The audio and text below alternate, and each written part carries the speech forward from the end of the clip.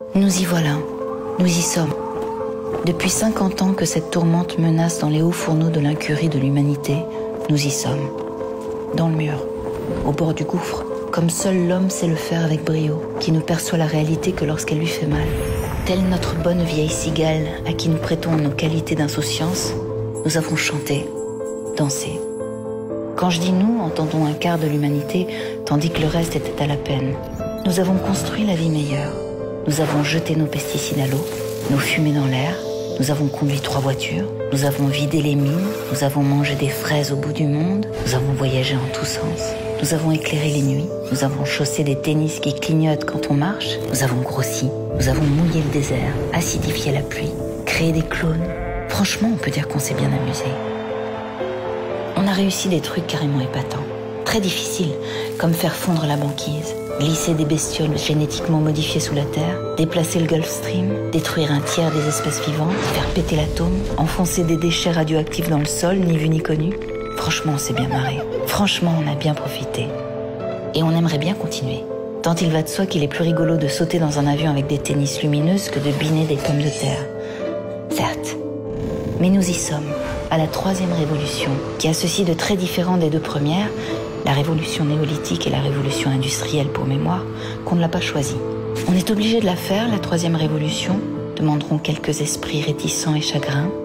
Oui, on n'a pas le choix. Elle a déjà commencé, elle ne nous a pas demandé notre avis. C'est la mère nature qui l'a décidé, après nous avoir aimablement laissé jouer avec elle depuis des décennies. La mère nature, épuisée, souillée, exsangue, nous ferme les robinets. De pétrole, de gaz, d'uranium, d'air, d'eau. Son ultimatum est clair et sans pitié. Sauvez-moi ou crevez avec moi. À l'exception des fourmis et des araignées qui nous survivront, car très résistantes, et d'ailleurs peu portées sur la danse. Sauvez-moi ou crevez avec moi. Évidemment, dit comme ça, on comprend qu'on n'a pas le choix. On s'exécute illico et même si on a le temps, on s'excuse, affolé et honteux. D'aucuns, un brin rêveur, tentent d'obtenir un délai, de s'amuser encore avec la croissance. Peine perdue. Il y a du boulot, plus que l'humanité n'en eut jamais. Nettoyer le ciel, laver l'eau, décrasser la terre, abandonner sa voiture, figer le nucléaire, ramasser les ours blancs, éteindre en partant, veiller à la paix, contenir l'avidité, trouver des fraises à côté de chez soi, ne pas sortir la nuit pour les cueillir toutes, en laisser aux voisins, relancer la marine à voile, laisser le charbon là où il est. Attention, ne nous laissons pas tenter, laissons ce charbon tranquille. Récupérer le crottin, pisser dans les champs. Pour le phosphore, on n'en a plus, on a tout pris dans les mines. On s'est quand même bien marré. S'efforcer, réfléchir même, et sans vouloir offenser avec un terme tombé en désuétude, être solidaire avec le voisin, avec l'Europe, avec le monde.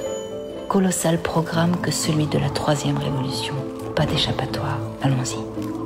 Encore qu'il faut noter que récupérer du crottin, et tous ceux qui l'ont fait le savent, est une activité foncièrement satisfaisante, qui n'empêche en rien de danser le soir venu. Ce n'est pas incompatible, à condition que la paix soit là, à condition que nous contenions le retour de la barbarie, une autre des grandes spécialités de l'homme, sa plus aboutie peut-être. À ce prix, nous réussirons la 3e révolution. À ce prix, nous danserons, autrement sans doute, mais nous danserons encore.